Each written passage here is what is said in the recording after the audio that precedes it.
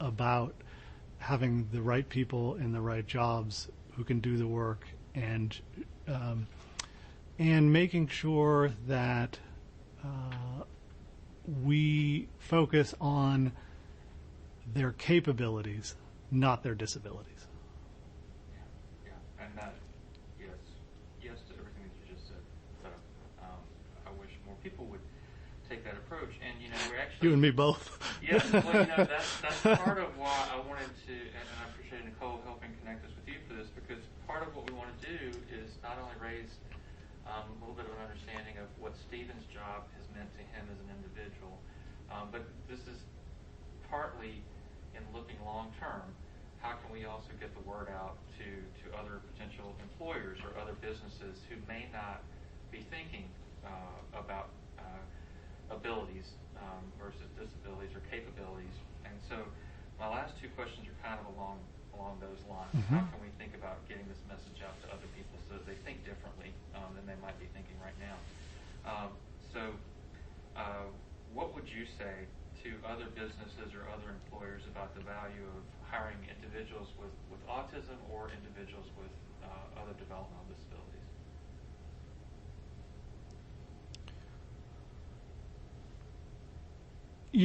I would say you will never find a more reliable workforce and an individual who will stay with you through thick and thin, and have gratitude to have employment opportunities. My first job as a person who was blind was in small business, and it took that business owner taking a chance.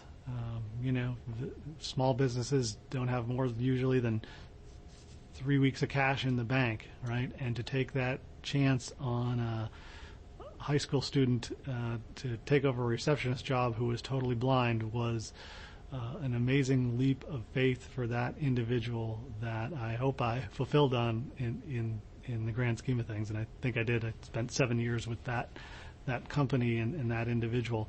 And we need more of our business leaders in the community to take that chance and help reduce that, or help grow that workforce participation rate and put people with disabilities to work, because you'll never find more reliable individuals. And this is kind of following up on that, but also an opportunity to kind of think about ways that we can reinforce that. Why is it important to have individuals of diverse abilities in the workplace? Well, I think we all benefit from diverse perspectives in everything that we do.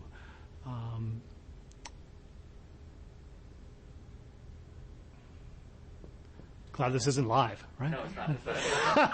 I'm just kidding. I'm just listening, and that's right. I realized that one of the things, Nicole, when I sent you these the other day, I realized that the flow, I might need to change the order on it because of just how they work. But again, this is partly thinking about the longer or the bigger view, and whenever other people see this, right. We have some people that we're trying to get in the triangle area more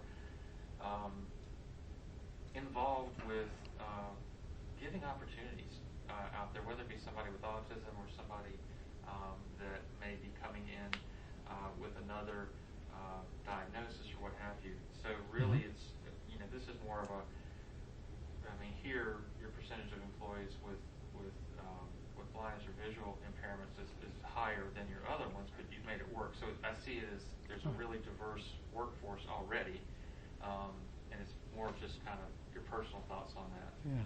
If you've got more, if you don't. Yeah, no. I think we can all benefit from these diverse perspectives and learn from each other and bring unique things, unique ideas to the workforce that in the end benefit all of us. We have industrial engineers on staff that may customize or individually work on a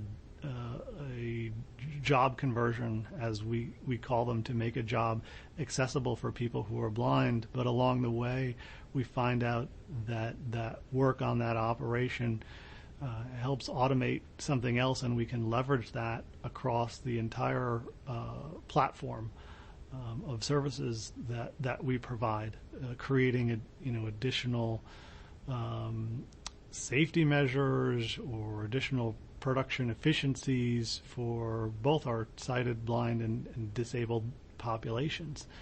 I always give the example of when you call up an airline or other services now, you're always talking to a machine first. Well, that came out of work done back in the 80s and 90s to create functionality like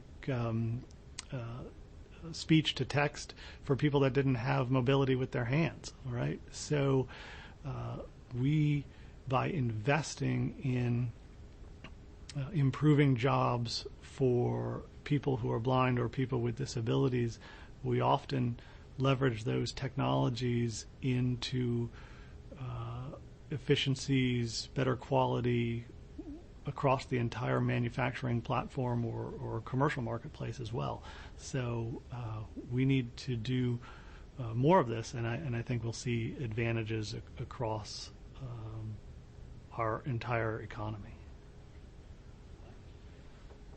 All right, I'm getting thumbs up from Brian. So he's the former news guy. So those were all the questions that I had. But let me make sure that we get this piece too. So if people want to learn more about IFB Solutions, where should they go? Website? Phone number? They should go talk to Nicole Duca. She was just telling me turn my head. I was looking at her. No, please. The best ways to find out about us, there's two that I would highly recommend. One of which is to visit our website at ifbsolutions.org, ifbsolutions.org, or call us up and come take a tour. The experience of participating, meeting our workforce will change your life forever and create those opportunities for you to think about how you can bring people with disabilities into your own workforces. So come see us. Awesome. Thank you. Everything sounded good? Yeah, great. All right. That was relatively painless, don't you think? That's great. Great questions. Yeah, very conversational. Well, Yeah, that's, so. I mean, again, this is kind of there's a component where we're going to be talking about Stephen, but also employment is on our strategic plan and just continuing to increase employment opportunities for individuals with autism, and a lot of our folks have other things going on as well. So, you ready? Yes. That's good, because I just steamed up my glasses here, so can't even see 3 feet in front of me. All right, so, Vicki, before we get started, I want you to get warmed up by giving us your name and your job title, and then how many years you've worked with us. Okay, my name is Vicki King, and I am an employment relations specialist, and I'm coming up on my 5th year with the Autism Society. Awesome. Okay, so we're here because of Stephen. Yes. So, can you describe for us, Stephen, the first time that you met him, or how you came into contact with Stephen? And remember, we're going to say whenever I met him. Okay, whenever I met Stephen, he was already working, but then he got laid off due to COVID, and we began another okay. Can we do that and over? Oh, yeah. So it'll keep rolling. Okay. So one of the things I first met Stephen, he had been laid off because of COVID. So Yeah. you could shorten it up a little bit like that, and then just go into what initiated. Or should I say that his family had just moved here and he was already working? I don't think that. No, I mean you could say he was. So did they reach out to us after he got laid off, or whenever they? No, when they moved down here. Oh, okay. Yeah, that'd be good. Yeah. So, let's okay. Start with that. Okay. So going back to this, tell us about whenever you first met Stephen or first had contact with him and his family. Okay, well, when I first met Stephen, his family had just moved here from New York, and his family had reached out to the Autism Society. That's going to be in the background. Do I need to go again? Yeah. Okay. So whenever you first met him. Whenever I first met Stephen, his family had just moved here from New York, and his parents had reached out to the Autism Society to help Stephen to gain some employment here in the area. And they had found him a job at Goodwill.